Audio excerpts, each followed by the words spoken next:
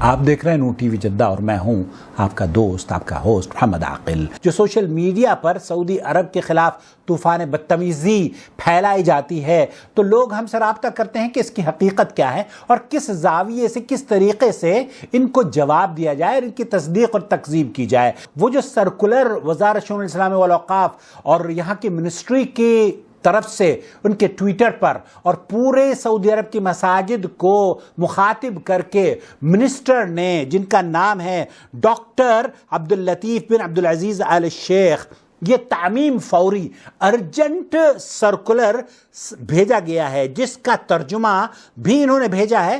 اسلام کی غلط تشریح کرتے ہیں، اگر یہ تشریح صحیح کرتے تو میں شاید 10 سال کے بعد توبہ نہ کرتا تبلیغی جماعت سے۔ یہ ایک بدعت اور فرقہ واریت کو فروغ دیتے ہیں۔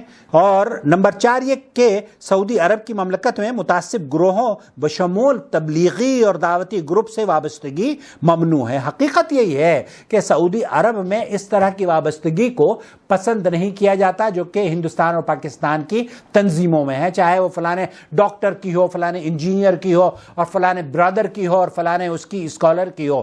میرے سامنے آل سعود کی دجالی حکومت کا ایک نیا فرمان ہے۔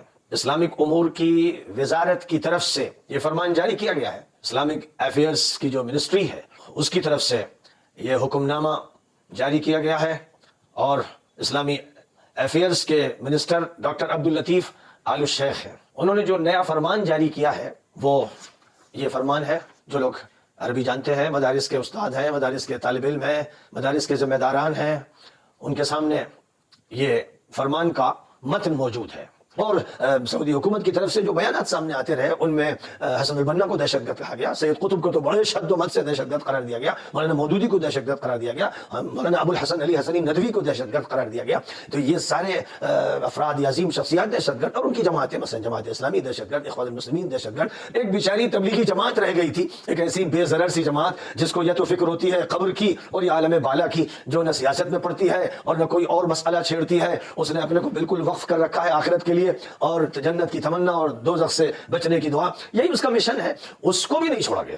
اب نوبت یہاں تک پہنچی کہ اسلام کی تعلیم نہ ہو سکے، تبلیغ نہ ہو سکے، دعوت کا کام نہ ہو سکے، جو مسجد سے باہر ہے رقص و سرود کی محفلوں میں اور بدماشیوں میں اور جرائم میں، انہیں مسجد نہ لایا جا سکے۔ اس کے لیے تبلیغی جماعت پر نہ صرف پابندی لگائی گئی، پابندی 1980 میں لگا دی گئی تھی، میں اس وقت وہاں موجود تھا اور میرے سامنے ہی یہ واقعہ ہوا کہ اسلامی تنظیموں پر پابندی لگائی گئی تھی۔ جب مہدی کا ظہور ہوا تھا، وہ مہدی بھی سلفی تھا، سلفیوں میں سے ایک مہدی ظاہر ہوا تھا، اور یہ 1400 کی بات ہے اور 1980 کی بات ہے، اور مجھے اس کے تمام واقعات معلوم ہیں اور میں نے تفصیل کے ساتھ روز بروز کی خبروں کو نوٹ کیا ہے۔ تو اس کے ظہور کے بعد تمام اسلامی جماعتوں پر، تمام تنظیموں پر پابندی لگا دی گئی تھی، لیکن اس وقت سے پابندی ایسی تھی کہ گویا ایک سیاسی فیصلہ ہے۔ لیکن اب یہ فیصلہ چونکہ سینچری ڈیل کی روشنی میں ہو رہا ہے، جو صفقۃ القرن ہے، جو صدی کا معاہدہ ہوا ہے اسرائیل کے ساتھ، جس معاہدے کی اب مختلف شکلیں سامنے آتی چلی جا رہی ہیں۔ آج کے کوسچنز کے باقاعدہ آنسر دینے سے پہلے میں ایک بہت بڑا کرٹیکل ایشو ہے جو یہ پچھلے 2-3 دن میں منظر عام پہ آیا ہے اسے ڈسکس کر لوں، تبلیغی جماعت کے حوالے سے۔ اب اس کی اتھینٹسٹی کیا ہے وہ تو ہمارے علم میں نہیں ہے، لیکن اوورآل چونکہ کافی زیادہ علماء کرام نے بھی اس کے اوپر ڈسکشن کی ہے تو لگتا ہے ایسا ہی ہے کہ تبلیغی جماعت کے حوالے سے جو سوشل میڈیا کے اوپر ایک خبر گردش کر رہی ہے وہ ٹھیک ہی ہوگی۔ جو حرمین شریفین میں یعنی سعودی عرب کے اندر آفیشلی ان کی گورنمنٹ کی طرف سے تبلیغی جماعت کے اوپر پابندی لگائی گئی ہے، تو ہم ڈنکے کی چوٹ پہ اس کی مخالفت کرتے ہیں، بالکل غلط ایٹیچیوڈ ہے۔ یہی وجہ ہے کہ ہم لوگ ہمیشہ اس پلیٹ فارم سے ڈیموکریسی کو سپورٹ کرتے ہیں۔ جمہوریت جتنی بھی ٹوٹی پھوٹی ہو، بہرحال وہ ڈکٹیٹرشپ سے، بادشاہت سے، ملوکیت سے، کنگ شپ سے جو ہمارے عرب ملکوں میں ہے بہت بہتر ہے۔ کم از کم فریڈم آف ایکسپریشن تو ہوتا ہے، اور قرآن حکیم میں اس کا حکم بھی ہے۔ اس حوالے سے میں مغربی جمہوریت کی بات نہیں کر رہا، اسلامک ڈیموکریسی کی۔ وَأَمْرُهُمْ شُورَى بَيْنَهُمْ، اہل ایمان کی اللہ نے نشانی بتائی ہے کہ ان کے آپس کے کام مشورے سے طے ہوتے ہیں، اور مشورہ اتنا اہم ہے کہ اللہ کے محبوب صلی اللہ علیہ وآلہ وسلم بھی صحابہ کرام کے مشورے کے ساتھ چلا کرتے تھے، حالانکہ ان کو تو وحی کی تائید بھی حاصل تھی۔ غزوہ احد کے موقع پر جب چند اصحاب کی نافرمانی کے سبب فتح واضح شکست میں بدل گئی، اور قرآن حکیم میں باقاعدہ کم از کم 60 آیات میں سورہ آل عمران کے اندر اس کے اوپر اللہ تعالیٰ کی طرف سے کمنٹری بھی آئی، اس میں بھی آپ دیکھیں اللہ تعالیٰ نے یعنی صحابہ کرام کی اس غلطی کو معاف کرنے کے بعد نبی صلی اللہ علیہ وآلہ وسلم کے بارے میں اسپیسیفکلی فرمایا کہ اگر آپ تند مزاج ہوتے تو یہ صحابہ کا گروہ آپ سے الگ ہو جاتا، یعنی یہ آپ کے اخلاقیات ہیں کہ یہ آپ کے ساتھ اٹیچ ہے، اور اس کا سٹارٹ بڑے پیارے انداز میں کہ یہ اللہ کی رحمت ہے کہ تم ان کے لیے نرم دل ہو، اللہ نے اسے بھی اپنی طرف منسوب کیا، ورنہ تو یہ آپ کا ساتھ چھوڑ جاتے۔ بہرحال اب جو کچھ ہوا اس کے بعد جو ہے ان سے عفو درگزر کا معاملہ فرمائیں، اور نیکسٹ بھی اپنے مشوروں میں انہیں شامل رکھیں، یعنی جن کی وجہ سے سارا مسئلہ خراب ہوا کہا کہ انہیں بھی مشورے میں شامل رکھنا ہے۔ ویسے بھی آپ احادیث میں بھی دیکھ لیں، ہم کسی بھی راوی کے اوپر جب جرح کرتے ہیں تو ہم کہتے ہیں کہ جمہور محدثین کے ہاں یہ راوی کمزور ہے، ضعیف ہے یا متروک ہے، تو وہاں تو جمہوریت سارے مان رہے ہوتے ہیں، یعنی میجورٹی کے ہاں۔ اسلامک ڈیموکریسی میں اور جو ویسٹرن ڈیموکریسی میں فرق یہ ہے کہ ہم یہ کہتے ہیں کہ ڈیموکریسی حلال کے دائرے کے اندر اندر ہوگی، جیسے ہی حرام کا معاملہ ہوگا نا پھر ہم ڈیموکریسی کو نہیں دیکھیں گے بلکہ دیکھیں گے کتاب و سنت میں ہمارے لیے کیا گائیڈ لائنز موجود ہیں۔ مثلا کہیں پر اگر کوئی افطار پارٹی کا انتظام ہے تو کتاب و سنت کی روشنی میں آپ افطار میں شراب تو سرو نہیں کر سکتے، خنزیر کا گوشت تو سرو نہیں کر سکتے کیونکہ یہ تو حرام ہے، لہٰذا اس پہ کوئی جمہور کی رائے نہیں لی جائے گی کہ اکثریت کہہ دے کہ شراب سے روزہ افطار کرنا ہے تو جائز ہو جائے گا، نہیں، یہ حرام والا معاملہ ہے۔ ہاں حلال میں تو ہم بھی جمہور کی رائے دیکھتے ہیں، جب کبھی مشورہ ہوتا ہے کہ جناب افطار میں کیا رکھنا ہے، ہم نے روح افزا سرو کرنا ہے یا ہم نے بوتلوں کے ذریعے افطار کروانا ہے یا کھجور پہ ہی اکتفا کرنا ہے، کھانے کا مینیو جو ہے وہ روٹی سالن رکھنا ہے یا چاول ہو، بریانی ہو یا پلاؤ ہو، یہ سب کچھ ہم مشورے سے ہی طے پاتا ہے نا، اس میں میجورٹی کی رائے دیکھی جاتی ہے، تو وہ حلال کے دائرے میں ہوتی ہے۔ یہی اسلامک ڈیموکریسی ہے، تو یہ بہت بڑی نعمت ہے۔ پاکستان میں سمجھتا ہوں بہت بڑی نعمت ہے مسلمانوں کے لیے، جہاں کم از کم فریڈم آف ایکسپریشن تو کافی حد تک موجود ہے۔ اب دیکھتے ہیں اس پلیٹ فارم سے اخلاق کے دائرے کے اندر کوئی ریاستی ادارہ، کوئی مذہبی جماعت، کوئی پولیٹیکل لیڈر نہیں بچا کہ میں نے اس کے اوپر کرٹیسزم نہ کیا ہو۔ عام بندوں کا کرٹیسزم کوئی میٹر نہیں کرتا کیونکہ ان کی ویورشپ اتنی نہیں ہوتی۔ ہماری اللہ کے فضل سے ویورشپ پاکستان کے جتنے بڑے بڑے ٹی وی چینلز ہیں ان سے بھی زیادہ ہے، تو پھر لوگوں کو ہضم ہو رہی ہے تو تبھی سن رہے ہیں نا۔ تو یہ ساری فریڈم آف ایکسپریشن کی برکات ہیں، یہ سب کچھ آپ کو عرب ملکوں میں حاصل نہیں ہے۔ اور اب تبلیغی جماعت کے اوپر انہوں نے پابندی لگائی، اس حوالے سے میں ایک تھوڑی سی کلیریفیکیشن آپ کو دے دوں۔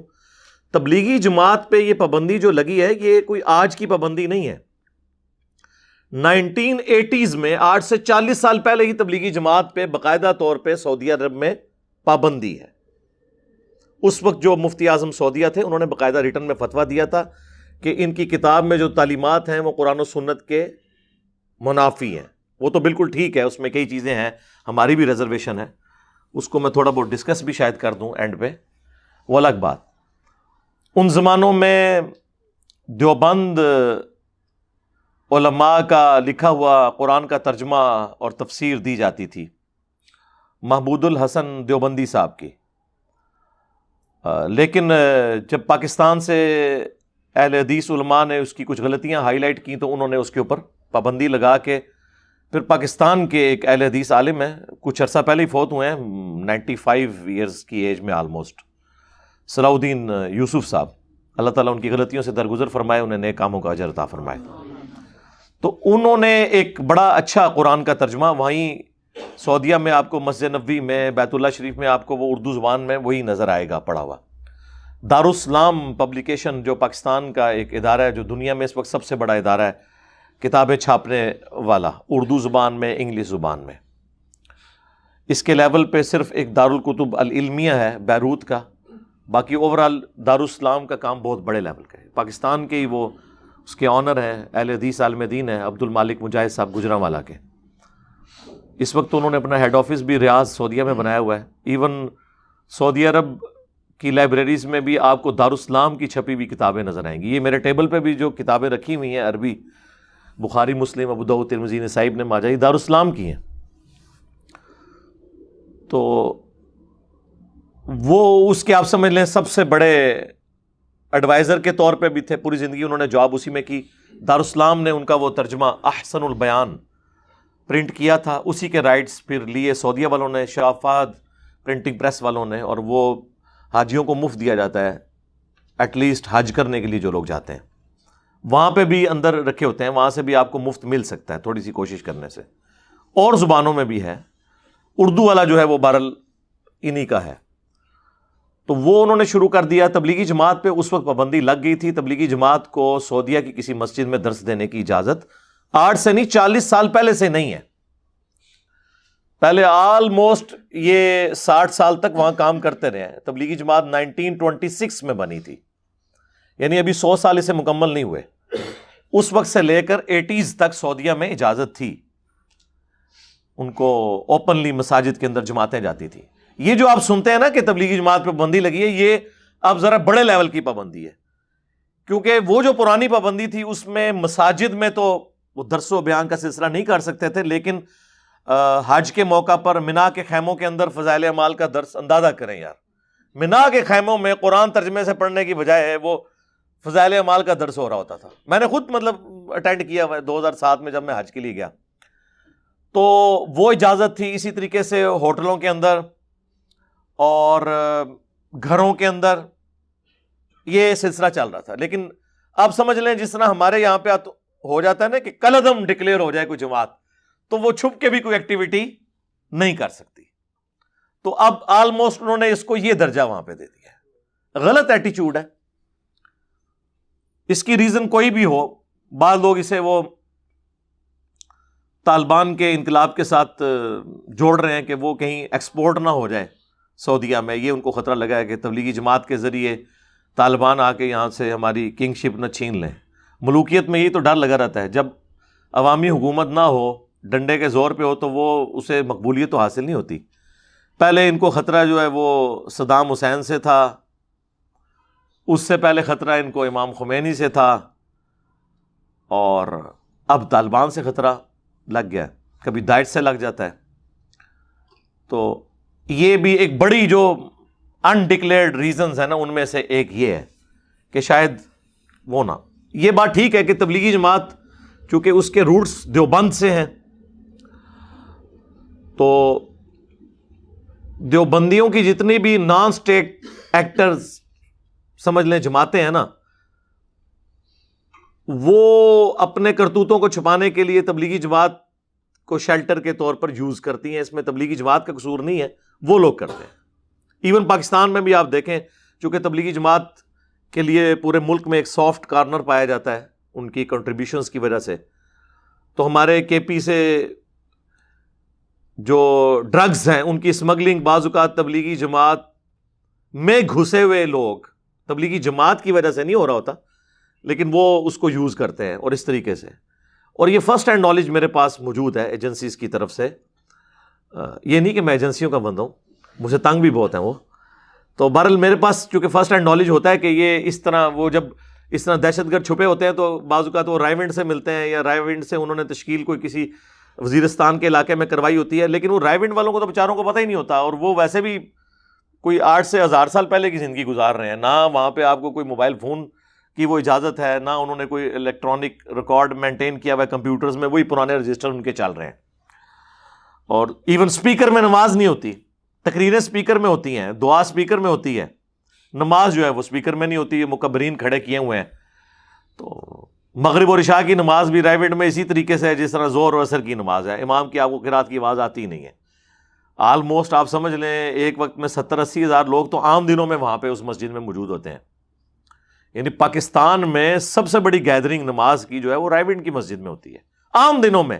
میں اجتماع کے دنوں کی بات نہیں کر رہا، بلکہ اگر میں عام دنوں میں یہ دعویٰ کروں نا کہ حرمین شریفین سے بھی زیادہ لوگ رائیویٹ میں ہوتے ہیں تو یہ میرا دعویٰ غلط نہیں ہوگا. ہاں، اتنی زیادہ دنیا وہاں پہ نماز پڑھ رہی ہوتی ہے.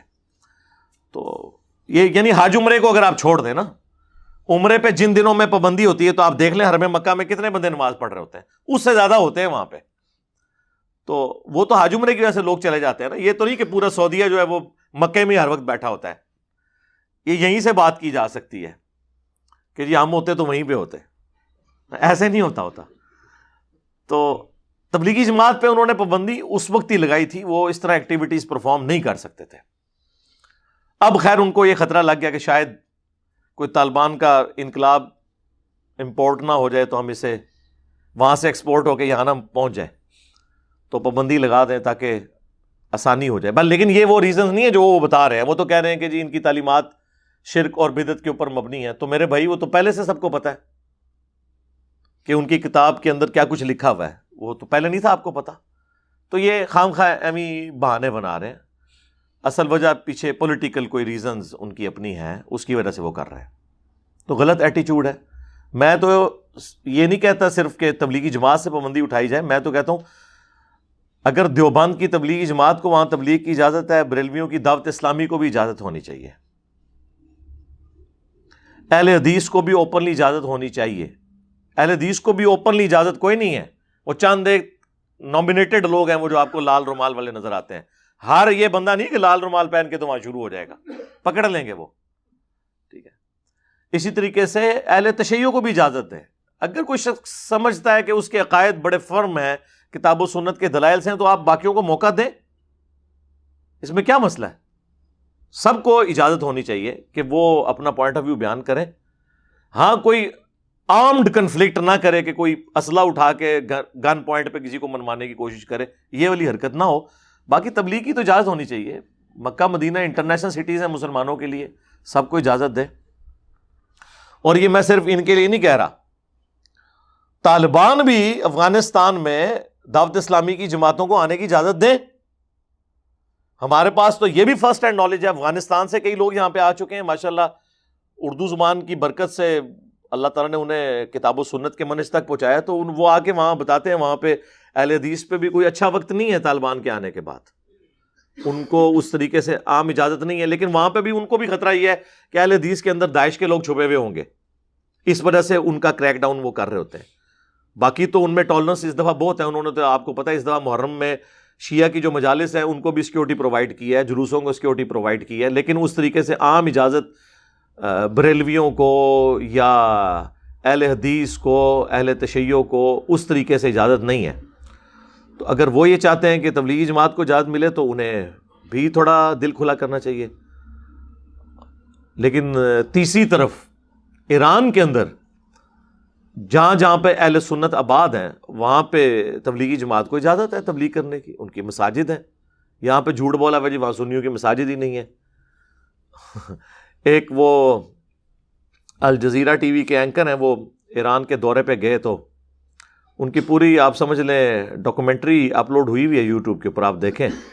وہاں کے جتنے بھی سنی علماء ہیں، ان کے مدارس جتنے بڑے بڑے، وہ سارا انہوں نے وزٹ کروایا. وہ کہتے ہیں میں تو آنے سے پہلے سمجھ رہا تھا مجھے پکڑ لیں گے کیونکہ میں سنی ہوں، لیکن وہاں پہ جتنے سنی علماء تھے وہ بڑے خوش تھے.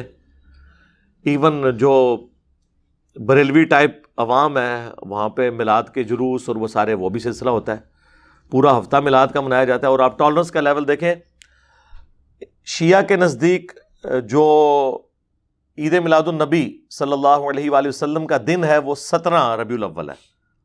اہل سنت کے نزدیک 12 ربیع الاول ہے. میری اس کے اوپر ویڈیوز ریکارڈ ہیں کہ کتابیں شیعہ کی بھی 12 ہی بتاتی ہیں. اصول الکافی میں 12 ربیع الاول موجود ہے. اہل سنت کے ہاں دلائل النبوہ امام بیہقی کی کتاب کے اندر 12 ربیع الاول موجود ہے. تو اب یہ ایک جھگڑا بنا تھا، تو امام خمینی نے وہ پورا ہفتہ جو ہے نا 10 سے لے کر 20 تک پورا عشرہ ہی میلاد النبی کا ڈکلیئر کر دیا، تاکہ یہ 12 13 14 15 16 17 کا جھگڑا ہی ختم ہو جائے. تو وہ پورا عشرہ منایا جاتا ہے وہاں پہ ربیع الاول کا.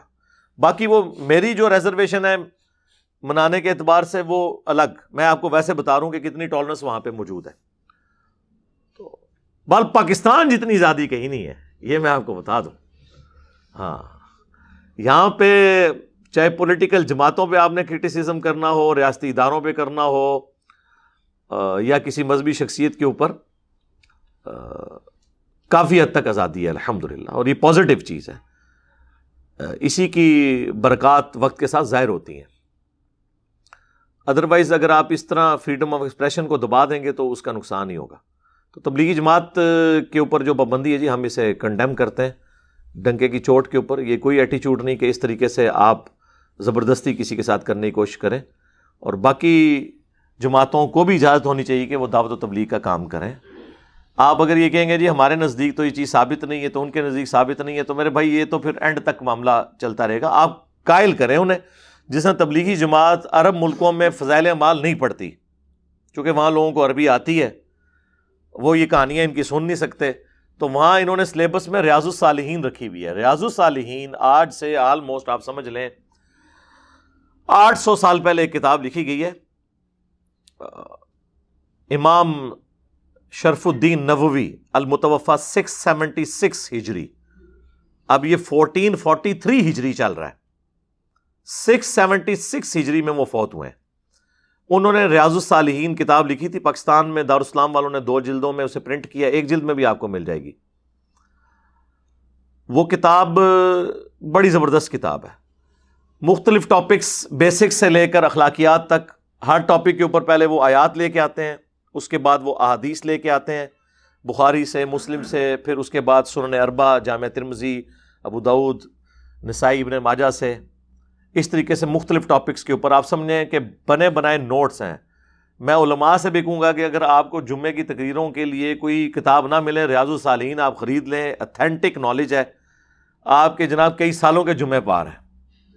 ہاں جو یہ آپ کہانیاں سناتے رہتے ہیں، اس کی بجائے آپ آیات آپ کو ویسے تو ڈھونڈنی پڑیں گی کہ اس ٹاپک پہ قرآن میں کہاں آیت ہے.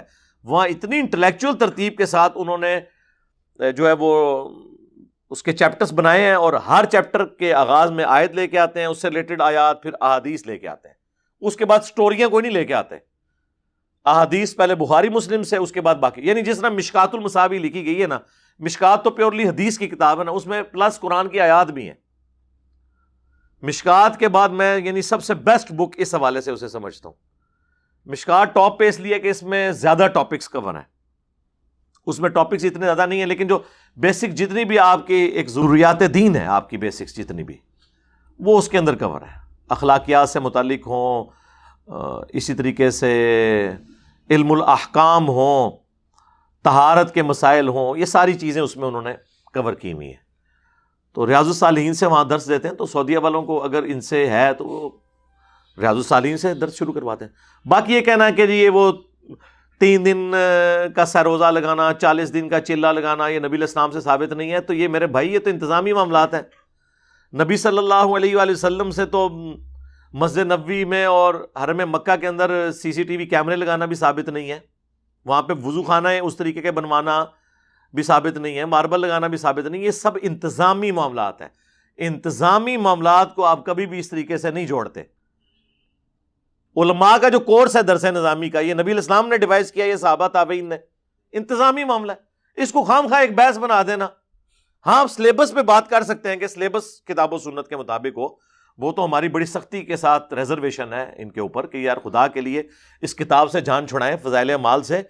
اس کے مقدمے میں شیخ زکریا کاندلوی خود لکھ رہے ہیں، اور دیکھیں یہ ایک بہت بڑی کرامت ہے کہ انہوں نے خود لکھ دیا ہے.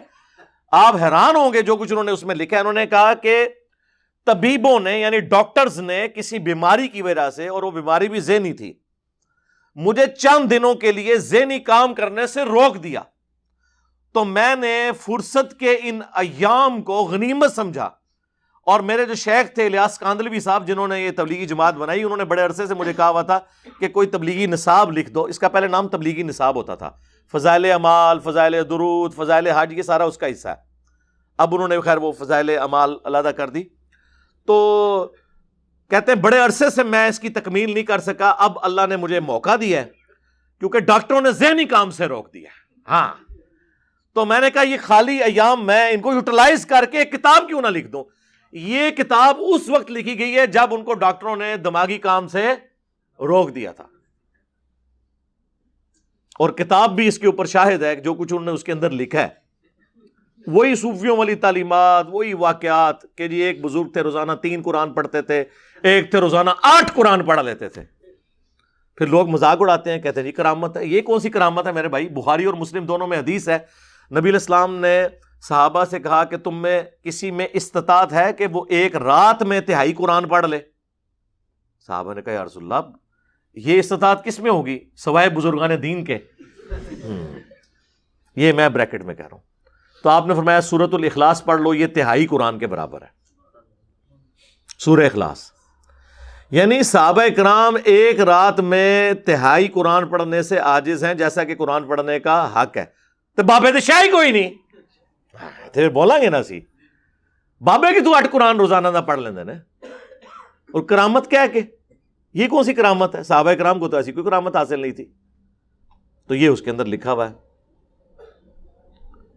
پھر اس میں لکھا ہے کہ جی قرآن حکیم سمجھنے کے لیے آپ کو، اور پھر ساتھ بچنے کے لیے ساتھ قرآن کی تفسیر کے لیے. اور تفسیر کو چھوڑ دو، قرآن تو سیدھی سیدھی تذکیر ہے.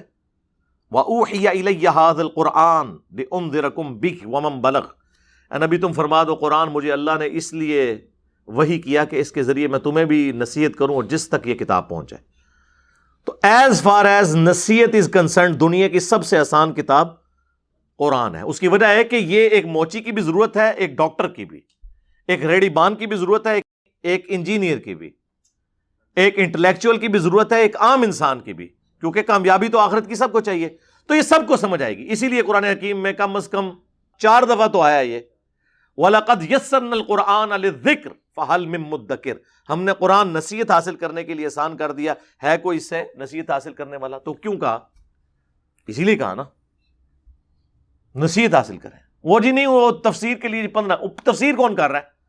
اور پھر 14 علوم گنوانے کے بعد 15واں انہوں نے لکھا وہ بھی ہے، یعنی گاڈ گفٹڈ. یعنی آپ 14 تو کسبی ہیں جو آپ کر سکتے ہیں، حاصل ایکوائر کر سکتے ہیں.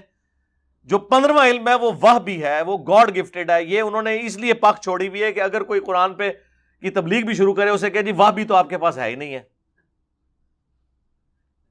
اور پھر آگے انہوں نے یہاں تک لکھا کہ احمد بن حنبل کو ایک دفعہ خواب میں اللہ تعالیٰ کی زیارت ہوئی اور احمد بن حنبل نے اللہ تعالیٰ سے پوچھا کہ اے اللہ میں تیرا قرب حاصل کرنا چاہتا ہوں، تو سب سے بہترین ذریعہ کیا ہے؟ تو اللہ تعالیٰ نے فرمایا میری کتاب قرآن. وہ تو پہلے ہی بتا دیا ہے. یعنی نبی علیہ السلام غدیر خم پہ قرآن اور اہل بیت، حجت الوداع پہ قرآن اور سنت. غدیر خم کی احادیث صحیح مسلم میں، حجت الوداع کی حدیث المستدرک للحاکم کے اندر. پھر نبی علیہ السلام کی صحیح مسلم میں حدیث کے ہر خطبے کا آغاز ہی ہوتا ہے اما بعد فإن خیر الحدیث کتاب اللہ. پھر بخاری اور مسلم میں آیا کہ نبی علیہ السلام کا وسیع قرآن، جو عبداللہ ابن ابی اوفا سے کسی نے پوچھا کہ نبی علیہ السلام نے کسی کے لیے وصیت کی تھی، انہوں نے کہا قرآن کے مطابق چلتے رہنے کی ہمیں وصیت کی تھی. تو وہ تو احمد بن حنبل کو کوئی خاص بات یعنی آنی ہے. اور پھر اللہ تعالیٰ کی خواب میں زیارت ہوئی، ایڈی بڑی کہانی، اس تو بڑی کہانی. یعنی موسیٰ علیہ السلام کو تو خواب والا پیکیج آفر نہیں ہوا کوہ طور کے اوپر. جب انہوں نے کہا میں نے یا اللہ تجھے دیکھنا، تو وہاں پہ آفر ہو جاتی ہے نا خواب والی کہانی کروا دی. تو احمد بن حنبل کہتے ہیں کہ یا اللہ سمجھ کے بغیر سمجھ کے، تو لگتا ہے کہ تبلیغی جماعت والے نے خود ہی بنایا خواب. احمد بن حنبل کو کہنا سی کہ سمجھ کے کہ بغیر سمجھ کے، ان کو عربی آتی تھی، انہوں نے یہ بات کیوں کرنی تھی؟ ٹھیک ہے. جبکہ اللہ کے نبی علیہ السلام کی حدیث بھی موجود ہو جامع ترمذی میں کہ جس شخص نے 3 دن سے کم میں قرآن مکمل کیا اس نے قرآن کے فہم کا حق ادا نہیں کیا.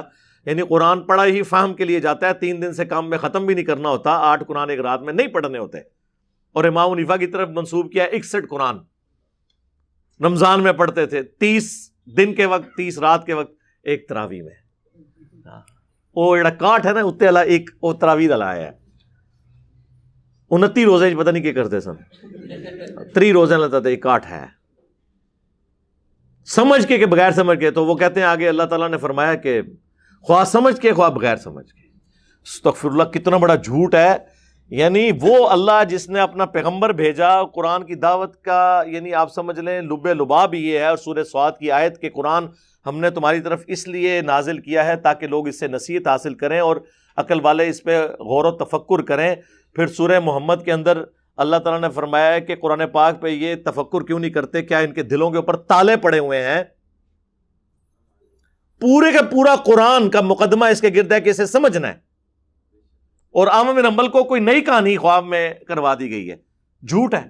اب یہ وہ ساری باتیں ہیں جو وہاں موجود ہیں. پھر وہ جو 70,000 دفعہ کلمہ شریف TCS بلٹی کروانے والا واقعہ وہ بھی لکھا ہوا ہے فضائل اعمال میں. وہ کہتے ہیں جی شیخ قرطبی فرماتے ہیں نبی الاسلام کی وفات کے 650 سال کے بعد کی آلموسٹ بات ہے. وہ کہتے ہیں جی ایک نوجوان کے بارے میں نے سنا اسے کشف ہو جاتا ہے کہ کون جنت میں ہے کون جہنم میں. صحابہ کو تو کوئی کشف نہیں ہوا. بخاری مسلم دونوں میں حدیث ہے نبی الاسلام ایک جگہ سے گزرے، آپ رک گئے.